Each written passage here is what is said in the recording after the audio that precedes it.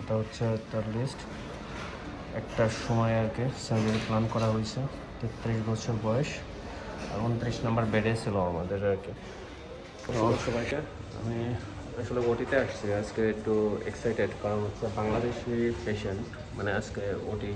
তো ওনার একটা টিউমার হয়েছে ক্লাভিকুলার, তো টিউমারটা রিমুভের জন্য মানে ওটিতে আসা। তো এটা আমার ওটি সেকশন, তো একটু মানে চিন্তায় আছে, একটু ওয়ারি মানে তার ওটিটা নিয়ে। তো আসলে মানে আজকে সার্জারিটা একটু মাস্ট ডিফিকাল্ট, কারণ হচ্ছে ওনার যে টিউমারটা যেখানে হয়েছে, তো টিউমারটা বেসিক্যালি মানে ব্লাড ভেসেলের সাথে টিউমারটা সংযুক্ত। তো সার্জারিগুলো একটু সিকিউরভাবে করতে হবে।